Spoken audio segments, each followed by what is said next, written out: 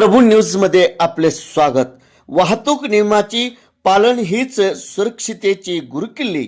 API सत्यराज्य Ghule Gadhinglaj दिनांक 17 जानेवारी 2026। सततच्या होणाऱ्या रस्ते अपघातामध्ये केवळ व्यक्तीच नव्हे तर संपूर्ण कुटुंब आणि राष्ट्राची मोठी हानी होते।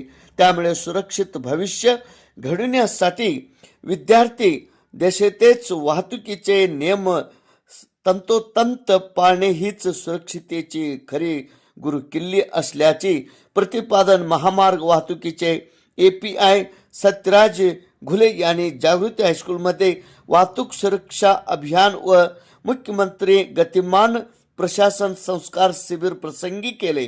पोलीस निरीक्षक प्रदीप जाधव, पोलीस अंमलदार हवालदार राहुल पाटील यांचे प्रमुख उपस्थिती होती। मुख्याध्यापक श्रीरंग तांबे अध्यक्षस्थानी होते। स्वागत व प्रास्ताविक उपमुख्याध्यापक BG कुंभार यांनी केले। क्रीडा शिक्षक संपत सावंत यांनी पाहुण्यांचा परिचय करून दिला। मुख्याध्यापक श्रीरंग तांबे यांनी विद्यार्थी हे उद्याच्या समाजाचा भविष्य असून त्यांच्या वाहतूक सुरक्षेबाबत सकारात्मक जागृती निर्माण होणे ही काळाची गरज असल्याचे सांगितले। यावेळी पोलीस अंमलदार राहुल पाटील, पर्यवेक्षक महांतेश दड्डी, उदय देसाई, रवींद्र भंडारे, प्रकाश हरकारे, प्रकाश गायकवाड, प्रवीण पाटील, कार्यक्रमाचे सूत्रसंचालन अनिल कांबळे यांनी तर आभार सचिन मगदूम यांनी मानले। तेज प्रभू न्यूज गडिंग्लज। म्हणजे आम्ही काही शाळांना विजिट दिल्यानंतर आमच्या निदर्शनास असं आलंय ज्या मुलांचं वय वर्ष 10-11 आहे अशी मुलं गाडी चालवतात। तुम्हाला याचा हसू येत असेल पण मुलांना कायद्याची कडक अंमलबजावणी जर पोलिसांनी केली तर तुम्ही केलेल्या चुकीची शिक्षा कोणाला मिळते माहिती आहे तुम्हाला? कोणाला नाही, त्यांना माहिती आहे त्यांनी सांगा। आता हे उत्तर अपघातामध्ये जर एखादा व्यक्ती मरतो तो कोणाचा तरी भाऊ आहे, कोणाची तरी बहीण आहे, कोणाचे तरी वडील आहे, बरोबर? जर तो दुर्दैवाने अपघातामध्ये व्यक्ती मयत झाला तर पूर्ण कुटुंब त्याचं रस्त्यावरती येतं।